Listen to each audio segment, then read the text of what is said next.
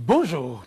Boniaï, Patrice Talon, le binôme de choc qui ces dernières années, depuis 2012 en l'occurrence, a agité l'opinion nationale et semé une peur bleue dans la conscience collective, a à nouveau fait parler de lui. Cette fois, pas de révélation tonitruante ni de frasque à couper le souffle. La réconciliation annonçait les deux hommes loin de leur terre natale devant les caméras du monde entier avec pour chef d'orchestre Ouattara et Yassingbe. La destination Côte d'Ivoire, pourquoi ces deux hommes pour aider à enterrer la hache de guerre Boniaï Patrice Talon appelé à fumer le calumet de la paix. Qu'est-ce qui sous-tend une telle démarche et quelles pourraient en être les implications? 100% Bénin, le numéro du jour entend non. Mettre les pieds dans le plat mais s'évertuer à élucider ces préoccupations qui taraudent bien des esprits. Mais enlever de rideau avant de retrouver le plateau du jour, la une des quotidiens béninois paru ce jour. C'est l'instant revue des titres. En notre compagnie, vous le devinez aisément, l'homme qui depuis le lundi a honoré de par sa présence ce plateau, Kodjovi Ametonou, je veux dire, Kodjovi Ametonou déjà installé, Kodjovi Ametonou, bonjour. Bonjour Joël Todji. Et merci d'être une fois encore là pour nous. Et à la une des quotidiens, cette réconciliation, la fameuse. Oui, c'est bien sûr ce que la plupart des journaux parus ce matin ont abordé, mais la particularité c'est bien sûr au niveau du journal Actu Express avec lequel d'ailleurs nous démarrons, qui n'a pas du tout fait allusion à cette réconciliation, mais autrement à traiter l'information. Alors, fluidité des mouvements dans l'espace portuaire écrit Actu Express, la conséquence de l'efficacité de la STTB, les mérites du DG Djibi Lassisi Afonko, reconnus par les officiels des États Unis d'Amérique. Vaine tentative d'un imprimeur visant à compromettre le nouveau départ. Le gouvernement appelé à la vigilance. Le membre invité à veiller à la régularité dans les marchés de production de manuels scolaires. Et puis pour la totale réussite de la noble vision du président Patrice Talon, Clovis Agossou en appelle à la mobilisation de tous les acteurs du développement. Double visite de Patrice Talon en Côte d'Ivoire et dans l'Hexagone. La France en quête d'un recadrage de sa politique dans l'Afrique francophone. Votre actualité, Joël Todji, on en vient cette fois avec Info Sud, actualité politique nationale. Le deal entre Yahi et Talon à Abidjan. La paix, à quel prix? C'est une interrogation à la une du journal Info Sud qui poursuit. Rencontre Yahi Talon à Abidjan. Riki Amadougou évoque une initiative qui honore le Bénin. Le journal La Nouvelle Tribune. Ministère de l'enseignement maternel et primaire mal donne autour de deux marchés relatifs aux manuels scolaires et puis actualité du chef de l'État après Abidjan, Patrice Talon à Paris.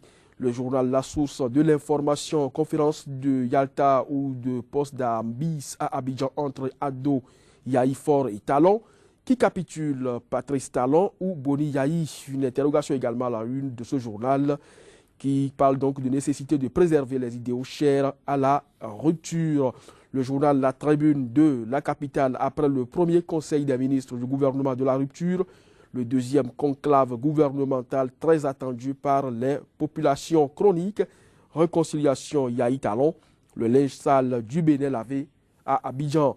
Le confrère de la matinée, après leur échec à l'élection présidentielle de mars 2016, un autre repère pour les forces Cori pour un Bénin émergent et puis supposé entrevue de réconciliation Talon-Yahi, les non-dits d'une rencontre insidieuse.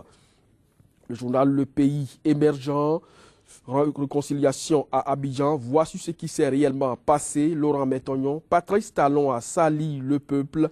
L'analyse éclairée de Rekiat Madougou et puis le télégramme pour terminer.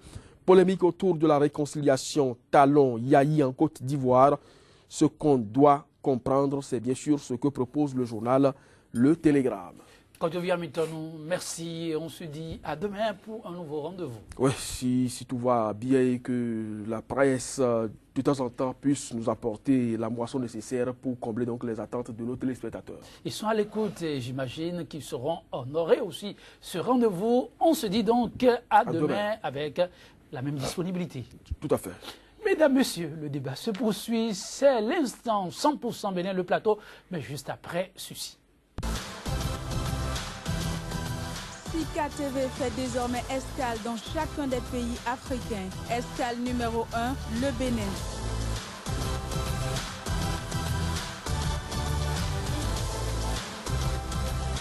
Retrouvez désormais sur Sika TV votre émission 100% Bénin consacrée exclusivement à l'analyse de l'actualité au Bénin. Pendant 45 minutes, la parole sera donnée aux spécialistes de l'information et autres analystes pour décrypter l'actualité socio-économique et politique.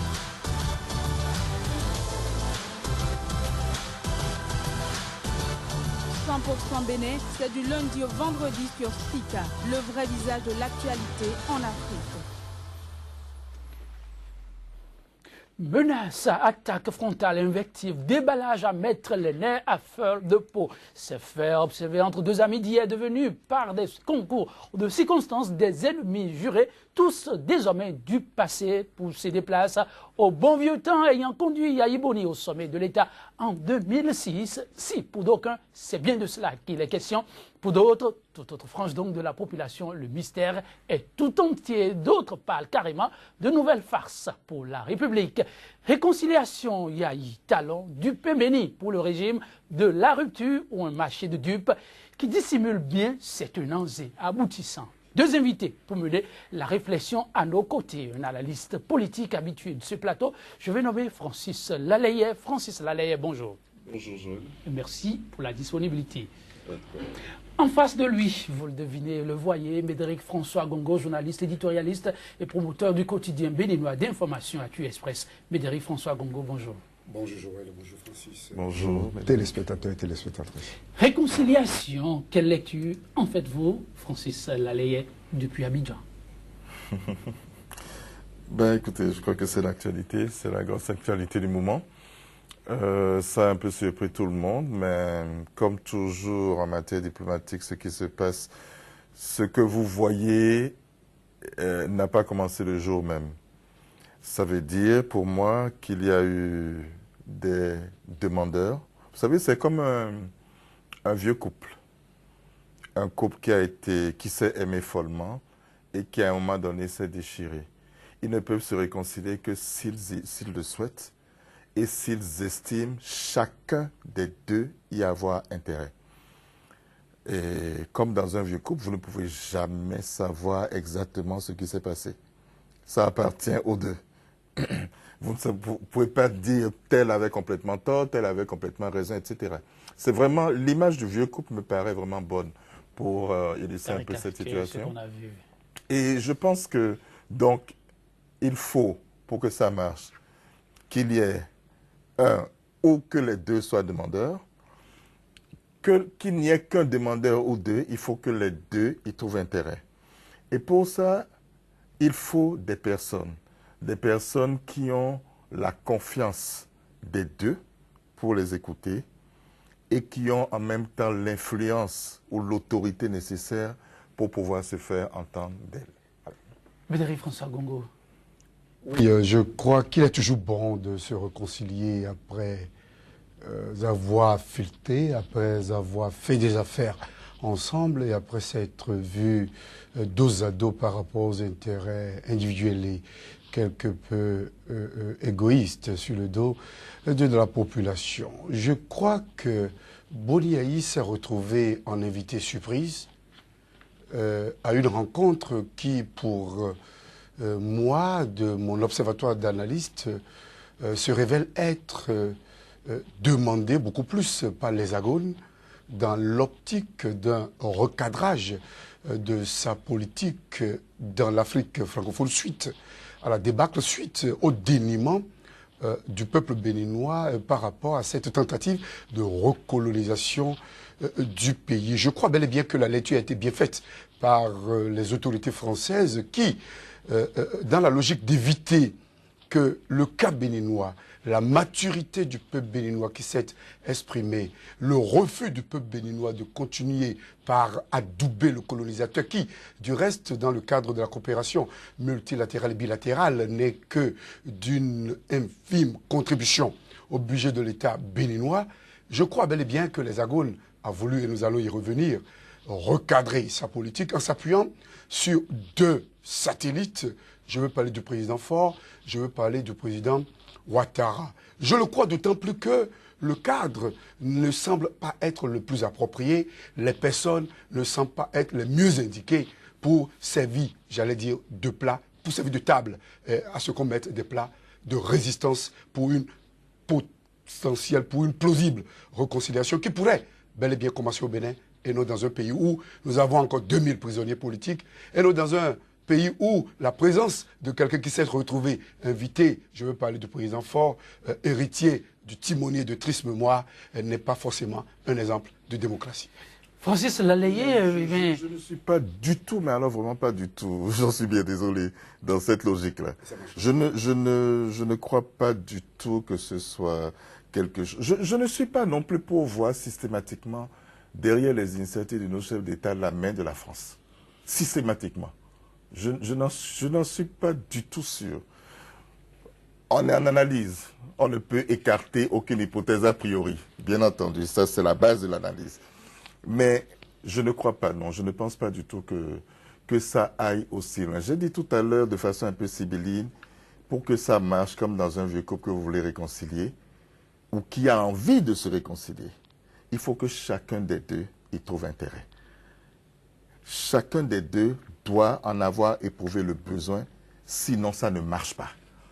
Et je pense qu'il y a, malheureusement on ne peut pas toujours tout dire publiquement, mais je pense, pour l'avoir vu dans pas mal d'autres dossiers, qu'il y a beaucoup d'initiatives sur lesquelles, que ce soit les Français, les Américains ou que sais-je encore, n'ont rien à voir au départ.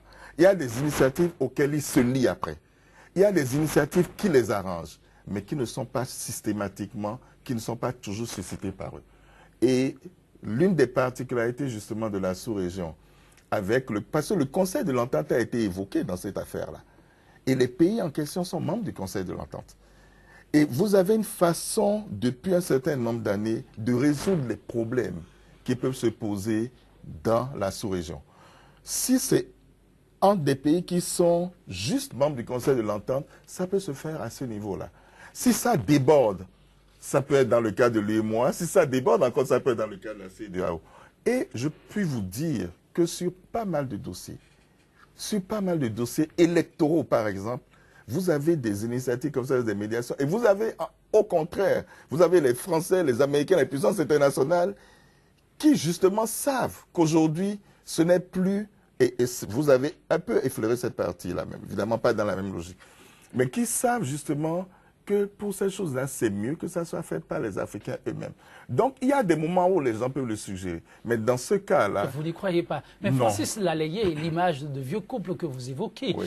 Si c'est effectivement le cas ou éventuellement le cas, comment se fait-il que ce couple n'a trouvé rien ou personne de proximité pour essayer, comme on dit vulgairement, de laver le linge sale en famille, où il faille chercher bien loin de la famille? Regardez un peu les réactions auxquelles on assiste depuis que ça a été mis sur la place publique. Vous pensez vraiment que si ça avait été initié ici, ça aurait suffisamment de chances de prospérer? Il y a des moments, et ça, ce n'est pas une question de souveraineté nationale. La souveraineté nationale est trop importante pour la mêler à tout. Je pense qu'il ne faut pas voir dans le fait que ça se passe ailleurs et tout. Je vous ai parlé des liens entre les personnes. On a vu, on ne sait pas encore très bien quel a été son rôle, Réka Madougou, dans cette affaire.